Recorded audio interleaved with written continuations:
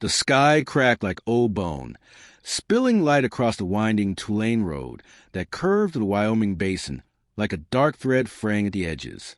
Jack had been driving in silence for nearly an hour, radio off, wipers creaking against the windshield as the rain came down in sheets. In the back seat, a cardboard box of children's cold medicine rattled beside a damp sack of apples. He should have turned back an hour ago, but Lucy had started coughing, and when your little girl sounds like she's breathing through burlap, no storm is big enough to keep you home. The old truck groaned as it dipped into a shallow creek-turned river, tires slipping for half a breath before catching again. Jack leaned forward over the wheel, squinting through the downpour. Every bend in the road looked like a secret. Every flash of lightning made him feel like the world was blinking. That's when he saw her. At first, it was just a smear of red, something crumpled near the guardrail, partially obscured by cattails. He eased off the gas, narrowed his eyes, and caught the shape of a hand, fingers outstretched in the gravel like they were reaching for something long gone. The truck skidded slightly as he pulled over, jerking to a stop. He left the engine running, grabbed the flashlight from the glove compartment, and stepped out into a wall of water. She was curled in on herself, soaked to the bone, one knee in the mud, the other leg awkwardly twisted beneath her. Her red raincoat was ripped at the shoulder. Raindrops ran down her face, mingling with blood from a small cut on her temple. But she was breathing. "Hey!" Jack called over the roar. "You with me?" Her eyes opened slowly. Hazel, maybe, or just dark in the stormlight. She didn't speak, just blinked. "I'm not going to hurt you," he said, crouching beside her. "Can you stand?" She looked down at her belly, round, unmistakable, cradled protectively in both arms, then back up at him. The nod was small, but it was there. Jack didn't waste a second. He slid one arm behind her shoulders and the other under her knees, lifting her as gently as he could. She made no sound but clutched at his shirt as if the rain were trying to pull her away. By the time he got her into the cab and the door shut behind them, his clothes were soaked through and he could barely feel his hands. He turned the heater on, even though it barely worked. "You hurt anywhere?" he asked. She shook her head. Her hair was plastered to her face, dripping onto the seat. "Name," he tried. "Eve," she murmured, voice hoarse. He glanced at her belly. "How far along?" 8 months. Jack swallowed, then nodded to himself. All right. He didn't ask anything else, and she didn't offer. The rest of the drive passed with only the rain and the tired hum of the engine. She kept one hand on her stomach the whole way. By the time they reached his cabin, the trees were swaying like they were arguing with the wind. The roof of the porch rattled, and the single bulb above the door flickered like it might just give up. Jack killed the engine and looked at her again. She hadn't moved. Her lips were blue. "We'll get you dry," he said softly. "Come on." This time, she leaned on him. No pretense. Inside, the cabin was warm with a lingering scent of cedar smoke and applesauce. The fire in the stone hearth had burned low but steady. Blankets were piled on the couch, and a small girl with copper hair poked her head out from under one of them. "Daddy?" Her voice was a whisper. "It's okay, Lucy said. We've got company tonight." The girl blinked sleepily, clutching a stuffed horse to her chest. She said nothing else, just nodded and sank back beneath the covers. Jack helped Eve to the armchair nearest the fire and disappeared briefly, returning with dry clothes, a soft flannel shirt and a pair of sweatpants that would never fit her properly but would do for now. "I'll turn around," he offered. She nodded again. Everything about her was muted, like a song turned down too low to catch the lyrics. When she was dry and wrapped in a quilt, Jack handed her a chip mug filled with lukewarm tea. She didn't drink it immediately, just wrapped her fingers around it like she needed something to hold. "Got a doctor in the next town," he said, stirring the fire. "Roads are bad tonight, but I can try in the morning." "Don't," she said quickly. Then, softer, "Please, I just need a place for the night." He studied her, the line of her jaw, the tremble in her lip she was trying to hide. "All right," he said. The silence between them wasn't awkward, just wide, like a field no one wanted to cross. After a while, Lucy emerged and crawled into Jack's lap. He kissed the top of her head, and she whispered something in his ear. He chuckled once, real low. "She says you look like someone from a storybook," he said to Eve. Eve looked at Lucy. For a moment, her face softened just a little. "She's sweet," she whispered. "She's strong," Jack replied. The storm pounded on the windows, but the fire held. Shadows danced on the walls.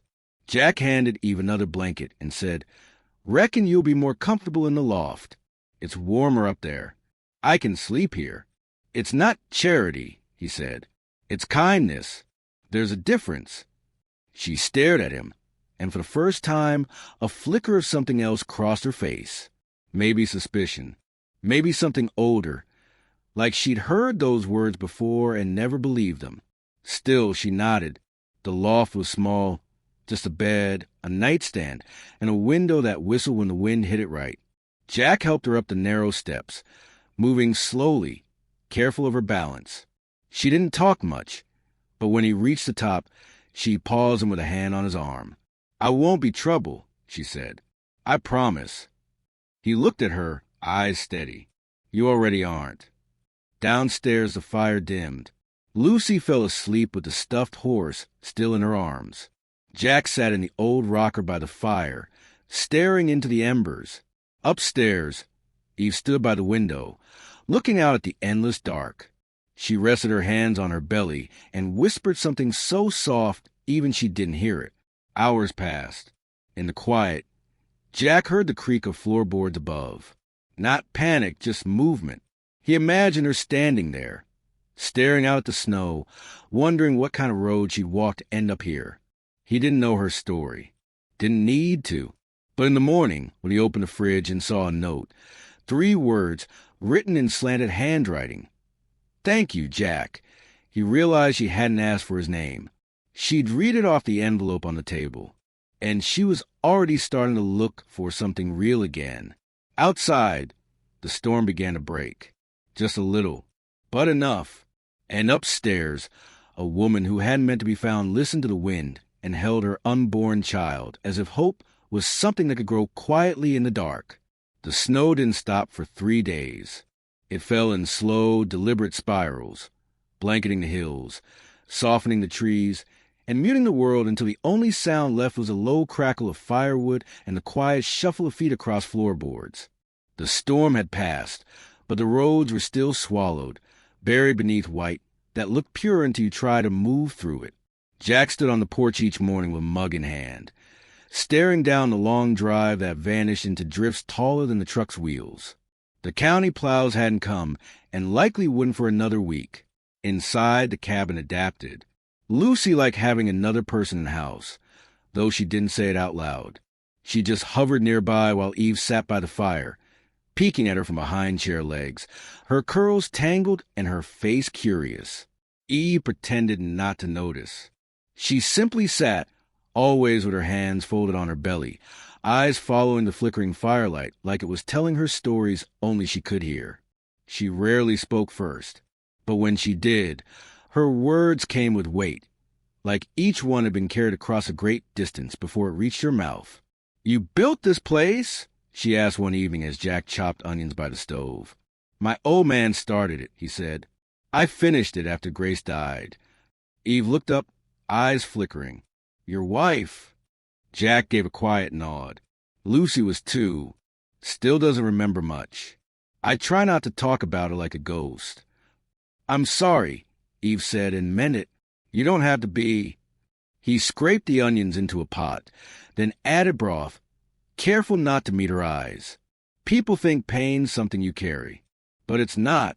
It's something you walk beside, sometimes ahead of, sometimes behind.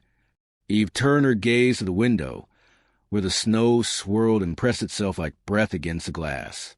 "What if you don't want to walk at all?" "Then you sit," he said, "as long as you need. But eventually you've got to move, or the world moves without you. Later, Lucy brought Eve a bowl of soup with both hands and said, "I put carrots in it." Eve smiled. "That's the best kind." They were finding a rhythm, a slow, careful one, like people trying not to break the surface of a frozen pond. Mornings were quiet. Jack did chores, chopped wood, checked the radio for news that never came. Eve stayed indoors, her steps tentative, one hand always bracing her back. She washed dishes even when she didn't have to, helped Lucy with puzzles even when she didn't know the rules. One morning, Eve found a sealed envelope tucked beneath her leather bag. It was damp at the edges, the ink smudged but still legible. She held it like it might vanish. Jack saw her from the kitchen and didn't ask. That afternoon, she left it unopened on the nightstand beside the guest bed, next to a small jar of cream she rubbed on her belly each night. Jack noticed, but said nothing. That evening, Lucy drew a picture. 3 stick figures standing in front of a house with smoke curling from the chimney. One figure had long hair and a round middle. "Is that me?" Eve asked, her voice caught between caution and something close to wonder. Lucy nodded. "You're part of the house now." Eve blinked hard, then said, "You're very good at drawing." Jack saw her slip the picture into the pages of a book she hadn't read. The days blurred like a watercolor left out in the rain. Jack found comfort in the slowness. He noticed Eve watching him more often now. When he fed the hens, when he repaired the railing, when he wrapped Lucy in her coat, like it was the only armor that mattered. Sometimes he'd catch her hand on her belly, thumbs circling absent-mindedly, her eyes glassy and distant. One night, she stood on the porch under the bruised sky, arms wrapped around herself, snow falling in tiny whispers. Jack joined her, handing her a thick blanket. "You all right?" "I keep dreaming of trains," she said. "Not the destination, just the leaving." "You running from something?" She shook her head. "I think I was at first, but now I'm just trying to land somewhere soft."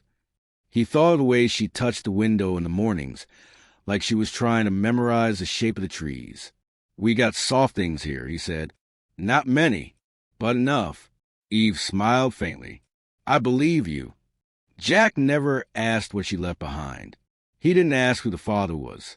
He just offered her the next thing: a hot towel, a better pillow, the last slice of apple pie.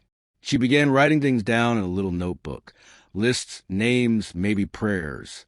Jack glimpsed one page once titled, "Things That Still Feel Real." The first item read, "The smell of cedar smoke in wool sweaters." The second, "Lucy's laugh when she thinks no one hears." The third was scratched out. That night, Eve sat by the fire, rubbing circles into her lower back. Jack passed her a warm compress. "You used to do this for Grace," he said, "every night toward the end." "Thank you," she whispered, barely loud enough to reach the flames.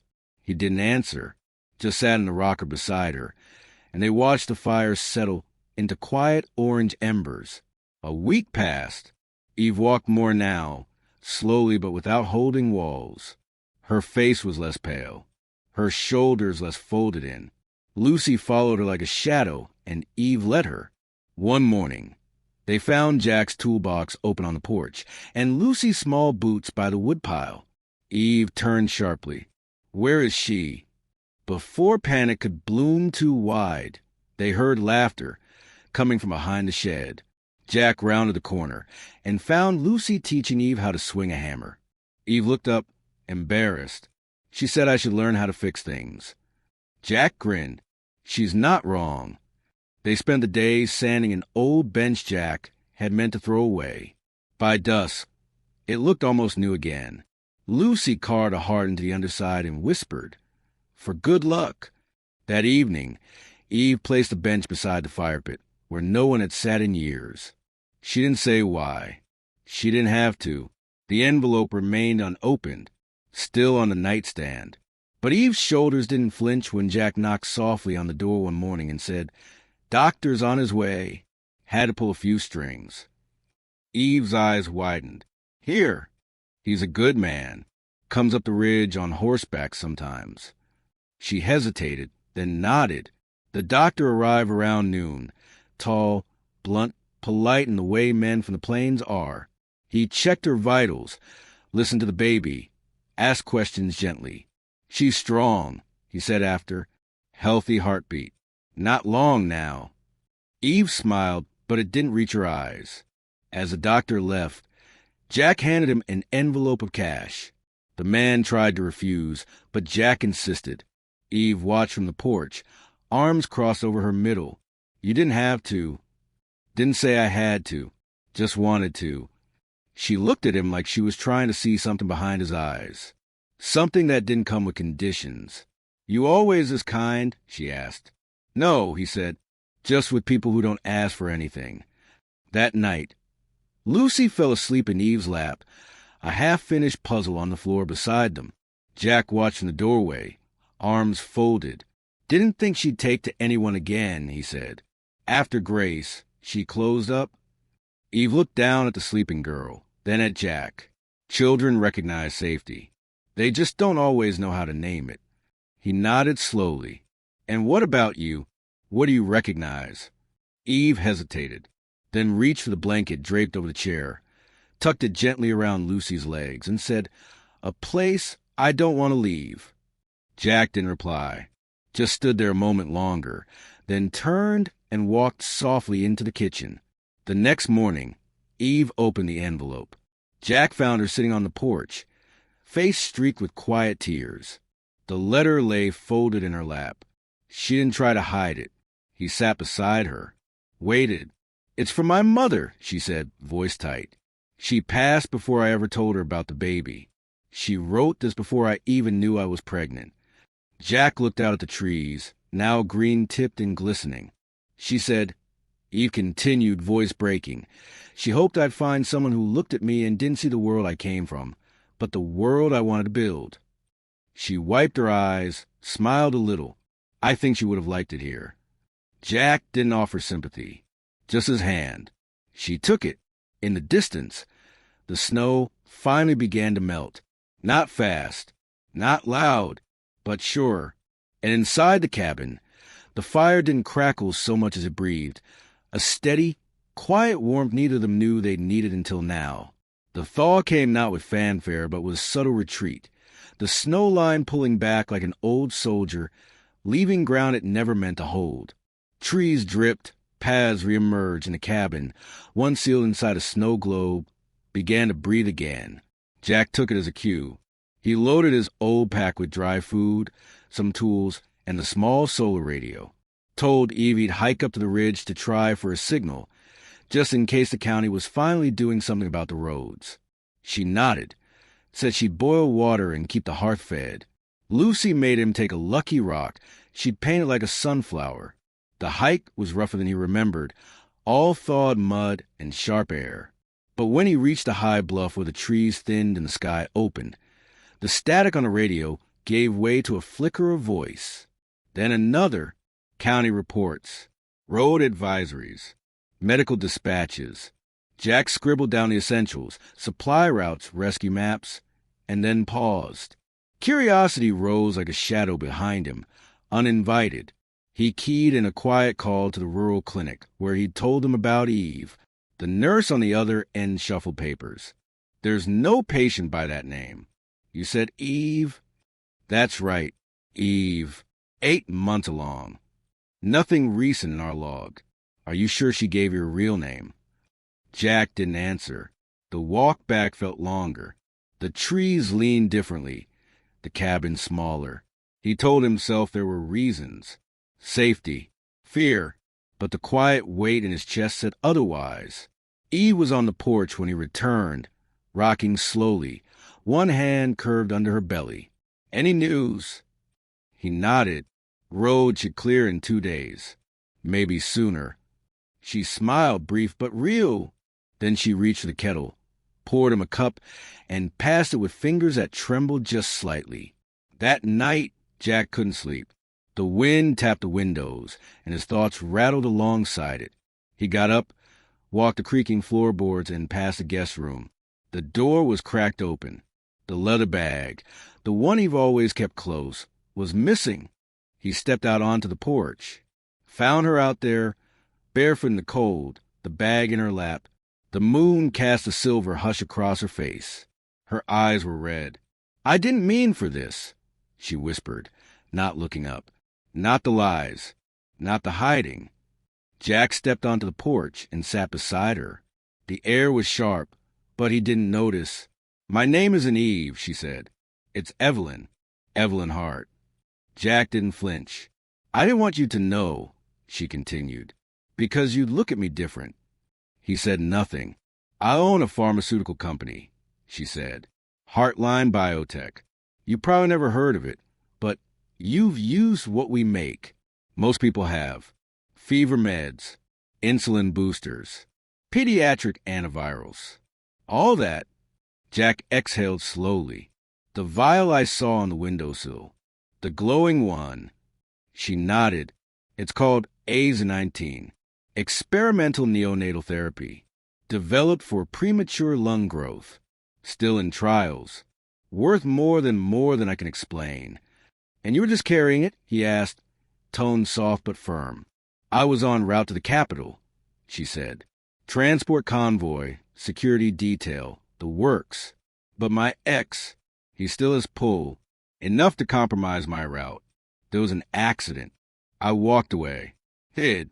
The vial's the only one left." She held up in the moonlight, tiny, iridescent, humming faintly. "And the baby's is?" Her throat moved like she was trying to swallow stone. "His name's Dane. And yes, but he never wanted her. Not really. Just wanted headlines. Wanted to own the story. The empire, the heiress, the baby. I left before it could get that far." Jack stared out into the trees. "Why come here?" "I didn't mean to," she said. "I was trying to get lost. Then the storm hit. Then you." He shook his head, not in disbelief, but in something slower. "All this time, I wanted to be someone else," she said. "Not Evelyn Hart. Not a CEO. Just Eve. Just a woman trying to feel her baby kick in peace." Silence stretched between them. Not sharp, just wide. Jack looked at her hands. How tightly she clutched the bag. "You said you didn't mean to lie, but you kept doing it." "I was afraid." "Of me?" "Of being seen," she said. "Of being forgiven." He nodded once, then reached into his coat pocket and pulled out a folded sheet, the drawing Lucy had made. "This," he said, holding it up, "this isn't something you have to earn." Eve's eyes filled. "You should hate me." "No," Jack said and meant it. "I should have asked, but I didn't." We both chose silence. The door creaked behind them. Lucy stood there, half asleep, dragging her blanket like a tail. Eve knelt beside her. "I'm sorry, Lucy." The girl blinked, confused. "For not being honest," Eve said. Lucy tilted her head, then handed over the blanket. "You look cold." Eve laughed, a choked, surprised sound. "I am." That night, she slept curled on the couch, Lucy's blanket around her shoulders, the vial still glowing faintly from her bag nearby. The next morning, Jack brewed stronger coffee. He didn't say much, but he didn't have to. The quiet had shifted again, lighter. Somehow, Eve walked with him to the barn. The chickens clucked lazily, unconcerned with corporate drama or abandoned names. "You gonna go back?" he asked, brushing feet into a rusted tin.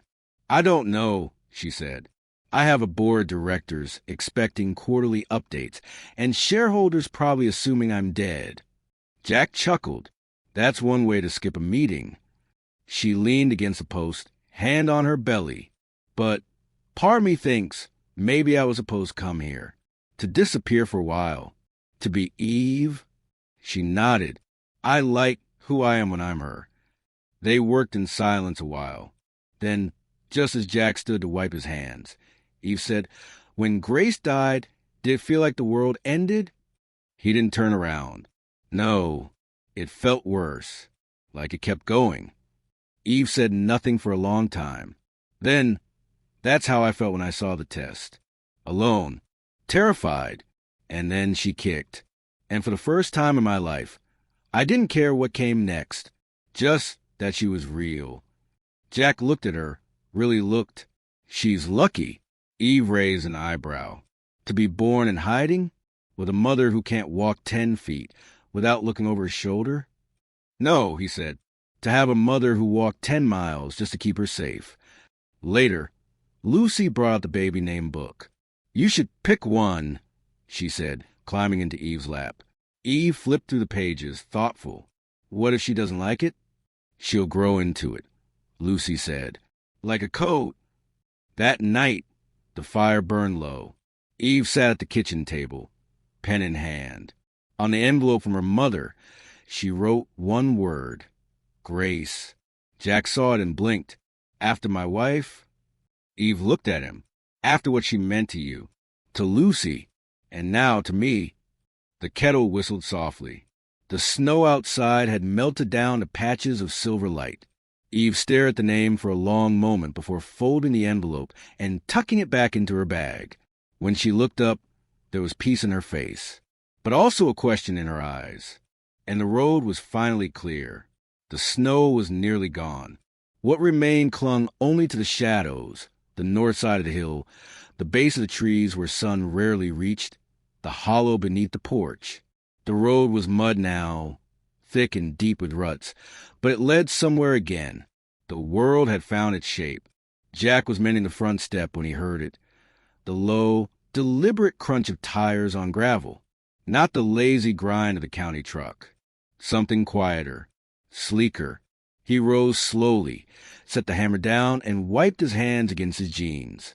Eve stood in the doorway, already stiffening, her hands resting protectively on her belly. Lucy clutched the hem of her coat. The car came into view, black, polished, humming like a hell breath. It stopped just shy of the porch. The man who stepped out wore no coat, despite the cold. He was tall, tailored, clean in a way that looked sterile. His eyes scanned the house, then fixed on Eve. Evelyn, he said. Her breath left her like a small apology. Dane. He didn't smile, didn't blink, just tilted his head, expression unreadable. You've been difficult to find. I wasn't hiding, she said, voice steady. That's a generous lie. His gaze flicked to Jack. And you are... Jack stepped forward. The one who found her when no one else cared to look. Dane's expression didn't change. This isn't your business. Jack's tone sharpened. She's under my roof. That makes it my business. Eve put a hand on Jack's arm, not to stop him, but to anchor herself. Why are you here, Dane? You know why. His eyes drifted to the leather bag just inside the door. The board's in chaos. Your absence nearly tanked a merger. The product is overdue. And that, he nodded toward her stomach, was never meant to complicate things. Eve took a step forward. Her hands trembled, but her voice did not. She's not a complication. She's a liability. Dane said simply, You think this detour changes anything? It doesn't. You're still Evelyn Hart. You still belong to what you built. And I still own 51%. No, she said. He raised a brow. No. I transferred my shares. Weeks ago. To the foundation. To the pediatric board. It's done. You don't have the authority. I did, she cut in, before I disappeared. Before the headlines you tried to write could be printed. It's over, Dane. You can't buy your way into this child's life. You can't trademark her. Jack watched the man's face stiffen. For the first time, Dane looked unsure. Leave, Jack said quietly. You don't get to... She asked you to leave. That's enough, Jack said. And if it's not, I can help you understand. Dane stared at him a moment longer, jaw tight.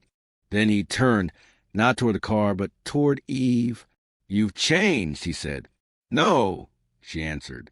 I've just stopped apologizing. He left without another word. The silence that followed was a relief, but something quieter. A held breath finally exhaled. Jack reached for Eve's hand. You all right? She nodded. I am now. They sat on the porch until dusk, Eve's head against Jack's shoulder, Lucy curled on the step, drawing shapes in the dirt. No one mentioned the car. No one needed to. That night, labor began. It started with a pressure, a tightness across her back that made her pause in the hallway. Jack saw her lean against the wall, eyes closed. He was beside her instantly. "It's time." Eve nodded. "It's time." The next few hours moved like a slow, steady river. Jack boiled water, fetched towels. Lucy fetched a worn-out stuffed rabbit and placed it gently beside the crib they'd built together 2 nights before. A simple thing, pine wood, initials carved into frame. Outside, the moon climbed high and clear. Inside, Eve fought for each breath, jaw clenched, face slick with sweat. Jack held her hand through it all, whispering things he barely remembered saying when Grace gave birth to Lucy. This time it felt different. Not easier. Just present. More alive. At 3:14 a.m., with a final cry that cut the dark clean in two, a baby girl entered the world. The cabin fell silent. Eve cradled her, skin to skin, tears slipping silently down her cheeks. Jack stepped back to give her space, but Lucy stayed close, one small hand on the baby's head. "What's her name?" Jack asked quietly. Eve looked down, kissed her daughter's forehead, and said, "Grace." He swallowed hard. "You sure?" She smiled. "It's not for your wife." "Not exactly. It's for what I found here. What I didn't know I was looking for." He sat beside her, reached out, and touched the baby's tiny fist. "Welcome home, Grace." The days that followed were blurred and golden. Sleep came in pockets. Laughter returned in soft waves. Eve moved slowly through the house, Grace rapped against her chest, humming songs with no words. Jack built a cradle beside the hearth. Lucy added drawings to its edge, clouds, hearts, a lopsided star. One morning, Eve laid Grace down for a nap and walked to the crib they'd placed in the loft. She touched the smooth edge, ran a hand along the initials carved into the footboard. YLH. Jack stepped behind her, arms crossed. "It's solid. Should hold up for a second baby, too." She turned, brows raised. He shrugged. "Just saying. Never know what the road brings next." Eve laughed softly. "You really think the road keeps going from here?" "I think this house is room," he said. "And I think we've both been walking alone long enough." That evening, she read the letter from her mother again, sitting near the fire, Grace asleep against her shoulder. Jack listened from the doorway. "I think she'd be proud," Eve said. "I know she would." She looked over. "And Grace?" "She'll be loved," he said. "That's what matters." The fire crackled gently. Lucy stirred from sleep and wandered in, blanket trailing behind her. She climbed into Eve's lap, nestled beside the baby, and closed her eyes. Jack knelt, placed another log on the fire. "Tomorrow," Eve said, "I'll call the board. Tell them I'm alive, that I'm staying here a while." "You sure?" "I'm not ready to go back, but I am ready to move forward." He nodded. "With you?" Her hand found his. "With us." The last of the snow melted that week. The mailbox, once buried, now stood tall. Jack hammered a new nameplate into the post. Beneath his own, he carved hers. Eat the heart. No titles, no positions, just presence. In the loft, the crib waited quietly for morning. It would still smell like pine. Its corners were soft with sanding. And on its side, just above the initials, was a name carved in delicate cursive. Grace. She slept beneath that name, warm and safe, as the house around her settled into the rhythm of a new life. If this story touched you, subscribe or share where you're watching from.